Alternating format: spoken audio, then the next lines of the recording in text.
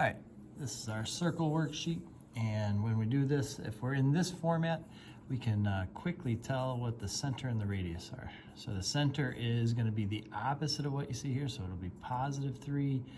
There's nothing with the y, so this is like y plus 0 or y minus 0, so that's going to be 0 for the y. There's our center. We can go over 1, 2, 3, 0, and there's the center of our circle. Okay.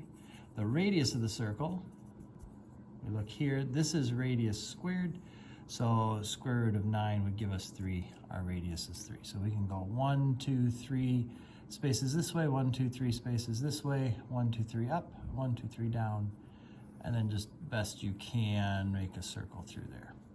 Okay. So not too bad. But when we get something like this, now we're not in that format. We need to get to that format. So this requires a little bit of work. What we're going to want to do is organize first. So let's put x squared. Let's put this minus 10x there. We're going to leave a little space there for what we want to put next to that. We've got the y squared. We'll have 14y. And we'll put a little space next to that. And then what I'm going to do is I'm just going to go ahead and subtract 70. I'm going to kick this over to this other side. You don't have to do that, but I think it kind of helps with what we're about to do.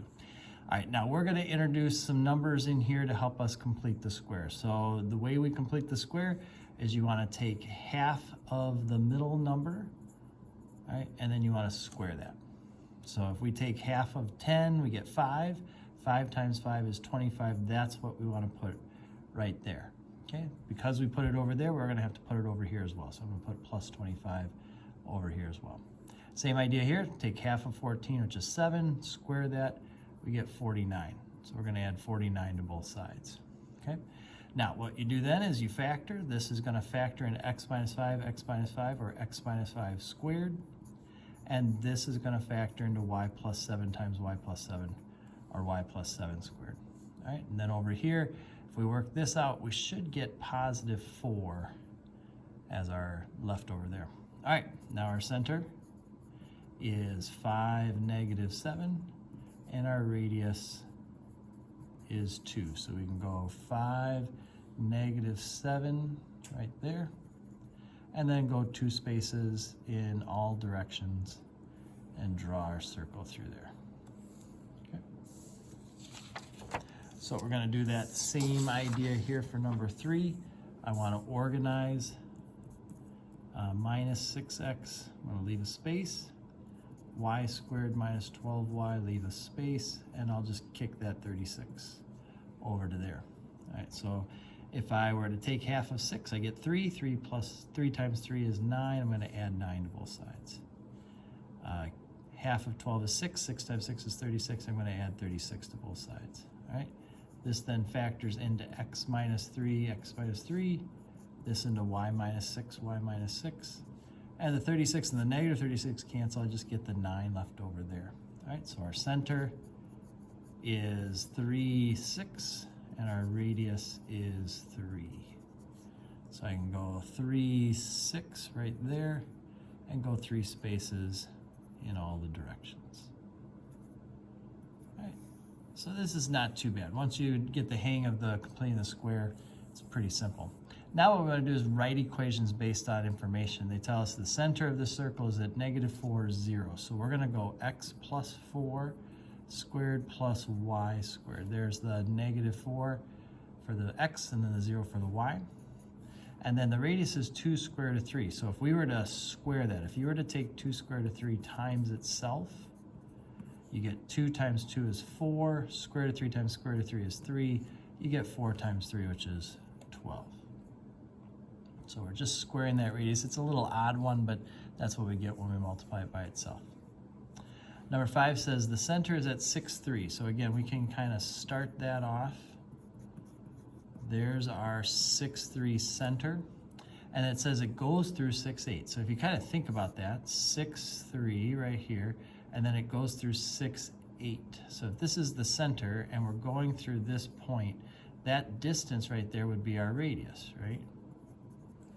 And since to get from 6, 3 to 6, 8, that's just a space of 5, that means our radius is equal to 5.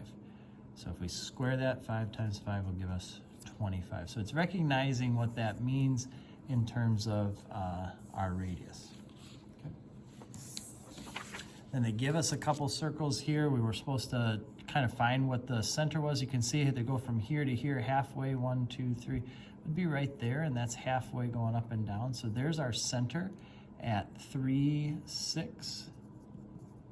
And our radius for this would be 3. So x minus 3 squared plus y minus 6 squared equals radius squared. That's what we get for that. And then for this one, we're here at -8 and at 1. So 1, 2, 3, 4. 1, 2, 3, 4. It looks, I'm sorry, this is -7. Forgive me.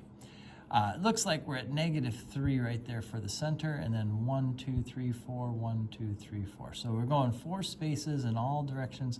Our radius is 4. Our center is -3, 0. So x plus 3 squared plus y squared equals radius squared. And then on this one, we've got endpoints of the diameter are -6, 0, and 6, 0. So if you just kind of think about that, here's -6, 0, here's 6, 0. Our center then would be at 0, 0, like halfway between them. And our radius would be 6. So x squared plus y squared equals 36. Radius squared. That was pretty easy. This one's a little more tricky. They give us endpoints at -11, 9, -2, 15. So as far as the center goes, the center is going to be the midpoint of that, halfway between them. So the best way to think of that is what's halfway between your x's? Between -11 and -2, the halfway point for that would be -6.5. Now I got that by taking -11 plus -2, which is -13, and then cutting it in half. So you find the average, that's sometimes the best way to do that.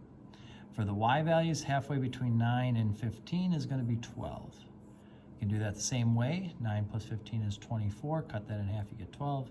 Or just think about what halfway would be. All right, so that's our center. That gives us x plus 6.5 squared plus y minus 12 squared. We at least get that part going. Now, as far as the radius goes, the radius is the distance from the center to one of these endpoints, and it doesn't matter which one you pick. If you kind of think about it, all right, -6.5, 12 would be like right up here, and then -11, 9 would be like right there, okay? So this is -11, 9, this is -6.5, 12. I want this distance here. That distance I can do by doing a right triangle. It'll be the hypotenuse of the right triangle. And my question is, well, how far is this? Well, this distance is 4.5. To get from -11 to -6.5, you go 4.5 this way. To get from 12 to 9, you go 3. So if we went 4.5 squared plus 3 squared, this would end up giving us this distance squared. Okay, equals the distance squared. And if you do this on a calculator, I believe you're going to get 20.25 plus 9. I believe you get 29.25. Now that's the distance squared, but that distance squared is what we want this number to be, right? This is the radius squared. So there's no reason to take the square root and then re-square it.